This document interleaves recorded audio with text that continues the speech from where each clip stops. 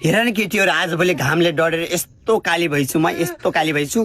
पुरा सनस्क्रिमले पनि काम गर्दैन, टिकटक बनाउन लागेको फिल्टरले पनि काम गर्दैन। Filter is not supported on your face भन्छ क्या। छ्या त अझ अलिअलि गोरी छु, म त पुरै भैँसीको छाला जस्तै काली छु। हामी दुईटी मात्र कालो भइरहेछौँ कि। यो हिरोसीमा त हेर न कति गोरी भएको यार।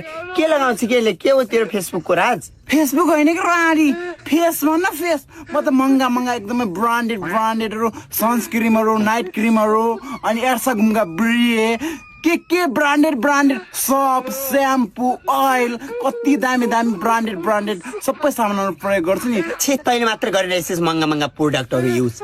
हामी त युजै नगर्ने जस्तो गराउँथ्यो। हामीले पनि त महँगा युज गर्छौँ के अरे। 60 रुपियाँ 30 रुपियाँवाला क्रिम लगाउँछौँ, कस्तो सनस्क्रिम लगाउँछौँ 150 रुपियाँवाला होइन। अनि त हामीले पनि त युज गर्छौँ। हामीले पनि त कस्ता क्रिमहरू, कस्ता मेकअपहरूका सामान ल्याएर हामी युज गर्छौँ। तर हामीलाई काम गर्दैन नि त। गरे पनि त राम्रै हुनु पर्यो नि त। बाँदर जस्तो खाप्छ अनि कहाँबाट हुन्छ। उफ कस्तो गर्मी भएको।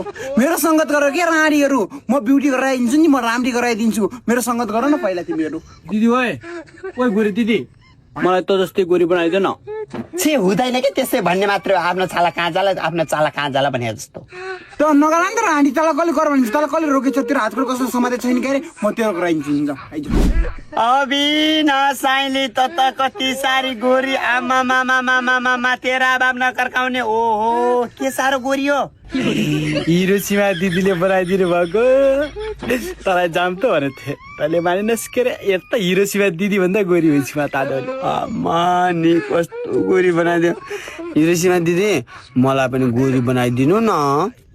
बनाइदिन्छु। हिजो बहिनी जाम म गराइदिन्छु भन्दाखेरि खुब भाउ खाइदिस् त राडी। के गराइदिनु जाऊ त।